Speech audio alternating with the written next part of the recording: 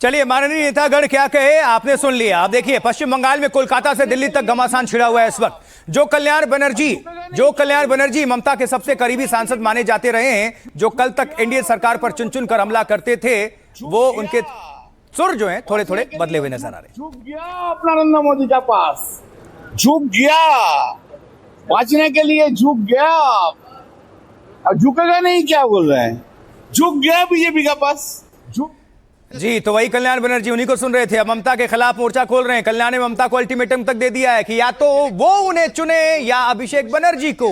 तो क्या कल्याण ने भी टीएमसी का साथ छोड़ने का इशारा कर दिया है? अभिषेक बनर्जी है, दीदी ने डायरेक्ट को बोल दिया, दीदी को बोल लो अभिषेक बनर्जी है, दीदी चूज कर लीजिए, क्योंकि अभिषेक बनर्जी के लिए पार्टी में बहुत कुछ हो गया। अभी दीदी अभिषेक बनर्जी लेके चलेगा नहीं, मेरा माफी वर्कर के लेके चलेगा, यही मेरा देखना है। डायरेक्ट को बोल दिया, दीदी को बोल लो अभिषेक बनर्जी है, दीदी चूज कर लीजिए, क्योंकि अभिषेक बनर्जी मतलब एक तरह से कल्याण बनर्जी ये कहना चाह रहे हैं कि ममता से बैर नहीं और अभिषेक की खैर नहीं। देखिए, कल्याण बनर्जी ममता के सबसे भरोसेमंद सांसद माने जाते रहे हैं। मुश्किल वक्त में भी वो पूरी मजबूती के साथ पार्टी ममता बनर्जी के साथ खड़े रहे, लेकिन अब उन्होंने भी बागी तेवर दिखा दिए हैं। ममता को अल्टीमेटम तक दे दिया है कि अब कल्याण बनर्जी ने अभिषेक बनर्जी का केस लड़ने से इनकार कर दिया है। उन्होंने ममता के भतीजे अभिषेक बनर्जी पर करारा हमला बोला है और कहा है कि अगर अभिषेक टीएमसी में रहेंगे तो वो पार्टी में नहीं रहेंगे। उन्होंने एक वीडियो में भी कहा है कि अभिषेक के रवैये ने पार्टी को बर्बाद कर दिया है। तो दरअसल बुधवार की रात कल्याण बनर्जी के बेटे को अभिषेक का फोन आया। अभिषेक बनर्जी ने कल्याण बनर्जी के बेटे को अपना केस लड़ने से मना किया।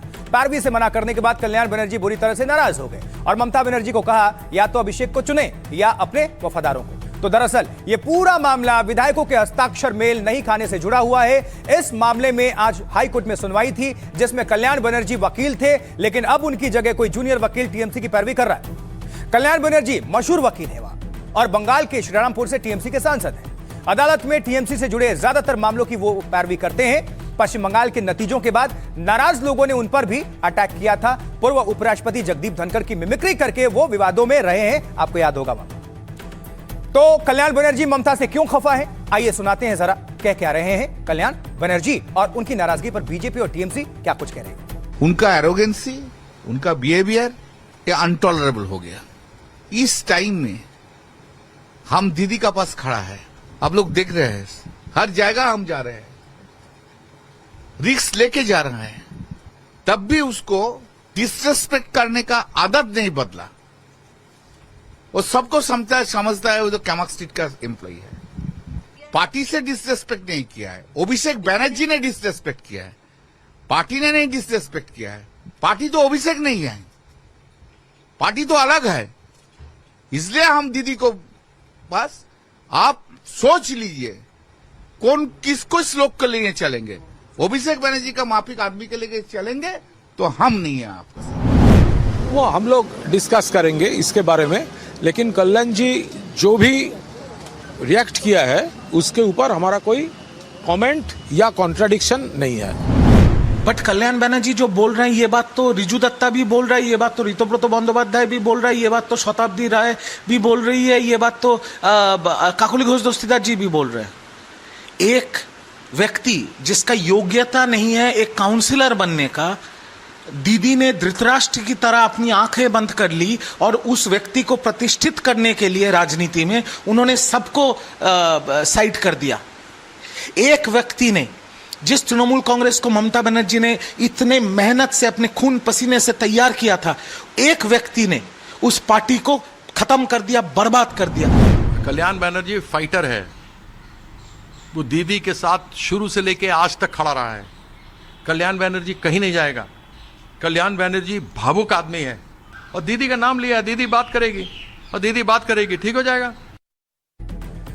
तो एक तरफ टीएमसी के बड़े बड़े नेता और सांसद, कद्दावर सांसद ममता का साथ छोड़ रहे हैं, तो वहीं कद्दावर नेता और सांसद शत्रुघ्न सिन्हा क्या कर रहे हैं, आइए जरा जान लेते हैं, तस्वीर भी दिखा देते हैं। देखिए, शत्रुघ्न सिन्हा ने इस बीच ऐलान किया है, उन्होंने कहा है कि ममता बनर्जी के वो साथ हैं और बगावत का उनका कोई इरादा फिलहाल नहीं है। ममता जी और तृणमूल कांग्रेस के साथ हूं, मैं ममता जी और तृणमूल कांग्रेस के साथ था और मैं तृणमूल कांग्रेस और ममता जी के साथ रहूंगा। फिलहाल मेरा कोई इरादा नहीं है राह बदलने की या किसी और दिशा में जाने की।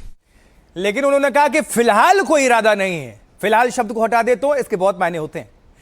देखिए, टीएमसी के एक और सांसद ने आज इस्तीफा दे दिया है। राज्यसभा सांसद प्रकाश चिक ने भी आज ममता बनर्जी का साथ छोड़ दिया, टीएमसी का साथ छोड़ दिया। 4 दिनों में ममता का साथ छोड़ने वाले वो राज्यसभा से तीसरे सांसद हैं।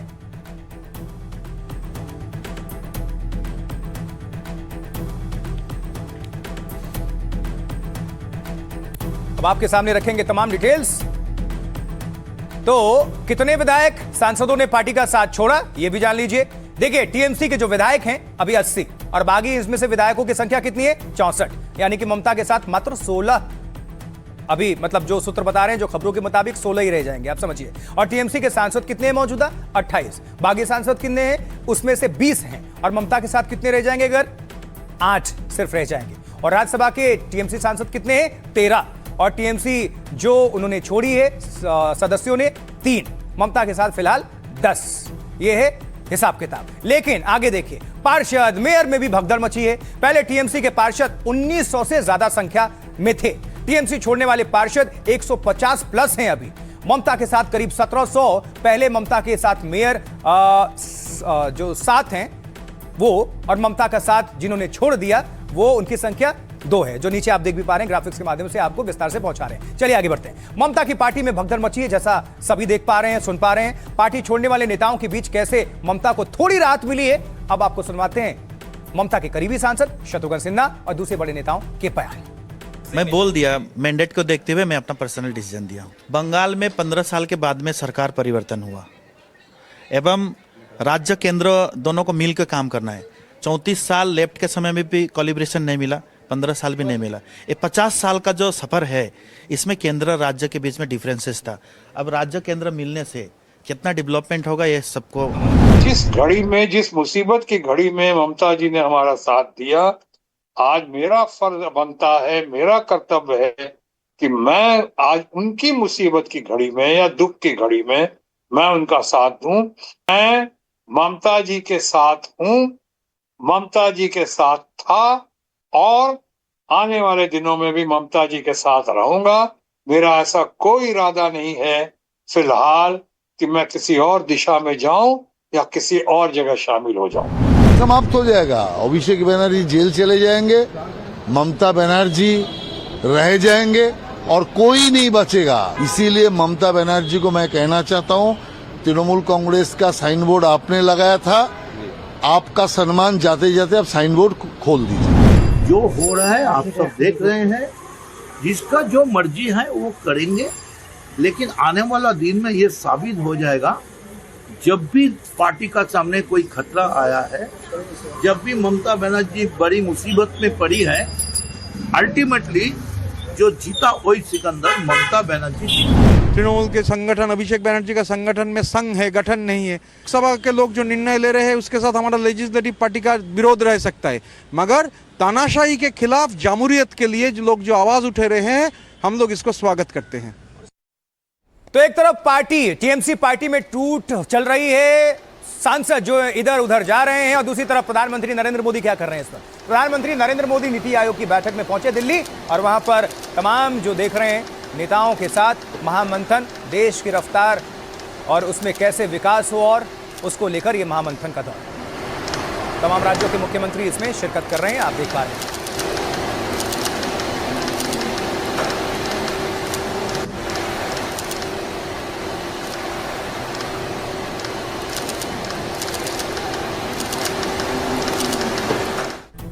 और वहीं कांग्रेस क्या कर रही है? कांग्रेस दूसरी ओर आपसी हिसाब किताब सुलझाने में लगी हुई है। कैसे? आइए दिखाते तस्वीर और जानकारी भी पहुंचा देते हैं, क्योंकि चुनावी चर्चा इस वक्त कर रही है कांग्रेस। आज दिल्ली में कांग्रेस की भी बैठक हुई, जिसमें राहुल गांधी और प्रियंका गांधी वाड्रा समेत पार्टी के तमाम जो उनके वरिष्ठ लीडर्स रहे, उनकी मौजूदगी रही।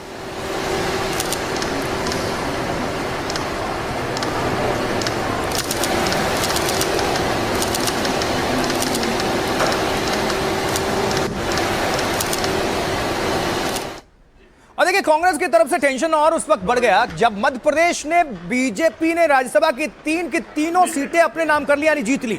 और यहां कांग्रेस ने अपना एक उम्मीदवार खड़ा किया था, लेकिन उनका नामांकन रद्द हो गया था, मीनाक्षी नटराजन का, और बीजेपी के तीनों ही उम्मीदवार विजयी हो गए।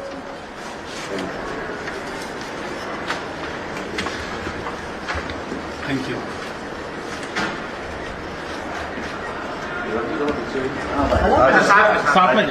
अब चलिए विस्तार से देखते हैं कि मध्य प्रदेश में बीजेपी जश्न कैसे मना रही है। तो मध्य प्रदेश की तीनों राज्यसभा सीट अब भारतीय जनता पार्टी के खाते में चली गई है, वो भी बिना किसी मुकाबले के, क्योंकि मैदान में विपक्ष से कोई था ही नहीं। कांग्रेस ने मीनाक्षी नटराजन को अपना प्रत्याशी जरूर बनाया था, लेकिन जानकारी छुपाने के आरोप में उनका पर्चा खारिज हो गया। ऐसे में कांग्रेस के खाते में जाने वाली तीसरी सीट महेश केवट जीत गए और एमपी से बीजेपी की 2 राज्यसभा सीट तय थी, एक कांग्रेस के खाते में जाती, लेकिन कांग्रेस की चूक से बीजेपी तीनों की तीनों सीटें जीतने में कामयाब हुई। दूसरी ओर कांग्रेस की मीनाक्षी नटराजन ने सुप्रीम कोर्ट का दरवाजा खटखटाया है और नामांकन खारिज करने के खिलाफ याचिका दाखिल की है। सुप्रीम कोर्ट मीनाक्षी नटराजन की याचिका पर शुक्रवार को सुनवाई करेगा और बुधवार को कांग्रेस ने इस मामले की शिकायत चुनाव आयोग से भी की थी। उस शिकायत पर चुनाव आयोग ने अभी तक कोई फैसला नहीं लिया है। आइए तो सुनते हैं क्या कह रहे हैं कांग्रेस और भारतीय जनता पार्टी के नेता इस पूरे मामले को लेकर। चोरी से सीट लूटी गई है, इसका हम विरोध करते हैं, घोर विरोध करते हैं और आखिर तब तक विरोध करेंगे। पूरे देश में आज इस बात को उजागर करेंगे कि किस प्रकार की बेईमानी इस रिटर्निंग ऑफिसर ने की है। इसे बर्खास्त किया जाना चाहिए और यह लड़ाई हमारी आखिर तक रहेगी। मीनाक्षी नटराजन को हम राज्यसभा में भेज कर रहे हैं। एक निर्धारित प्रक्रिया के अंतर्गत हमारे प्रत्याशी विजय हुए हैं और लोकतंत्र में चुनाव में अगर कोई कानूनी त्रुटि का लाभ प्रत्याशी को मिलता है तो उसे मैं गलत नहीं मानता।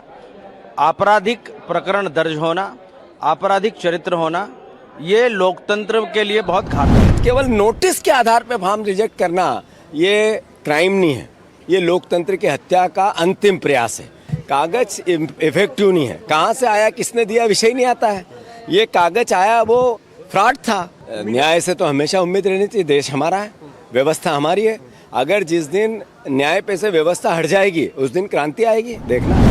इन कांग्रेसियों का न न्यायालय पर भरोसा है न निर्वाचन आयोग पर भरोसा है। ये कांग्रेस गुंडागिर्दी पर उतर रही है। नीतीश कुमार से क्या अपेक्षा करेंगे, लेकिन प्रक्रिया है उसको पालन करना हमको पता था, वो कुछ करेंगे नहीं, क्योंकि ऊपर से जो आदेश होगा वही करेगा। 2 प्रकार के फैसले नहीं हो सकते। झारखंड में आरोप अलग का है और मध्य प्रदेश में आरोप अलग का है। यदि मध्य प्रदेश सही है तो फिर झारखंड गलत है। यदि झारखंड यदि सही है तो फिर मध्य प्रदेश में जो हुआ गलत।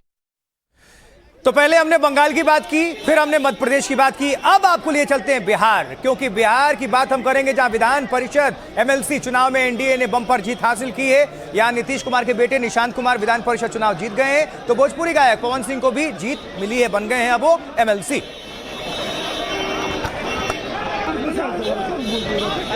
देखिए अब आगे आपको लिए चलते हैं, कुछ और डिटेल्स आपके सामने रख देते हैं, क्योंकि ये राजनीतिक खेला है, उसको थोड़ा समझने के लिए विस्तार देना बहुत जरूरी है। आइए आपको थोड़ा डिटेल्स रखते हैं और समझा देते हैं।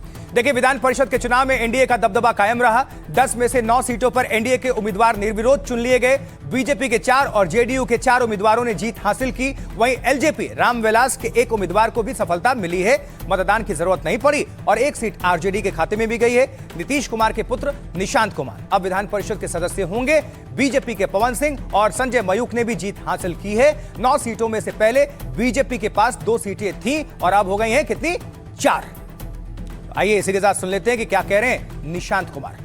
मुख्यमंत्री आदरणीय श्री सम्राट जी के नेतृत्व में विकास का काम जारी रखेंगे। पिताजी ने आदरणीय पूर्व मुख्यमंत्री श्री नीतीश कुमार जी ने जो 20 साल में किया वो विकास का क्रम हम जारी रखेंगे और उनके जो अधूरे सपने हैं या जो उन्होंने एक समृद्ध बिहार, विकसित बिहार का सपना देखा है उसको पूरा करने की कोशिश करूंगा। शिक्षा हो, स्वास्थ्य, रोजगार, हर मामले में जितना बेहतर हम कर सकते हैं बिहार की जनता के लिए, एक समृद्ध बिहार, एक विकसित बिहार बनाने के लिए जो हो सकेगा मैं एक सदस्य के रूप में करूँगा। सबको बहुत बधाई, बहुत शुभकामना। नीतीश कुमार जी हमेशा चाहते थे कि जो विधान परिषद राज्यसभा की सीटें उसमें कोई चुनाव नहीं हो, निर्विरोध जीत के जाए और आज निर्विरोध निर्वाचित हुए। सबको बहुत बहुत धन्यवाद। बात हो गई बिहार की, अब लिए चलते हैं कहां चाहते हैं अब, उत्तर प्रदेश की खबर, क्योंकि यूपी के 3 शहरों में आज फिर से बाबा का बुलडोजर चल निकला है। पीला पंजा गरज रहा है। देखिए वाराणसी से लेकर लखनऊ और इटावा तक में जमकर गरजा है बुलडोजर। सबसे पहले वाराणसी के दाल मंडी की एक तस्वीर आपके सामने रख रहे हैं, जहां बुलडोजर एक्शन से पहले लोगों को जानकारी दी जा रही है। सुनिए जरा। ध्वस्तीकरण आज दिनांक 11/6/2026 को किया जाना है, अतः भवन को अतिशीघ्र खाली कर दे।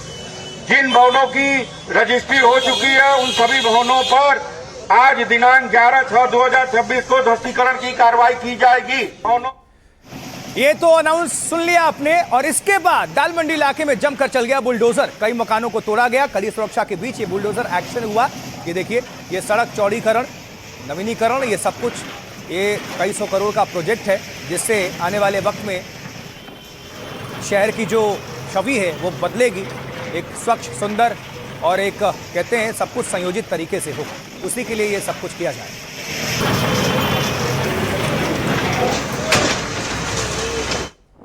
देखिए, दाल मंडी इलाके में बुलडोजर एक्शन के बाद का ये अब नजारा है जो आपको हम दिखाने जा रहे हैं। हर तरफ मलबे मलबे बिखरे हुए हैं। ये देखिए।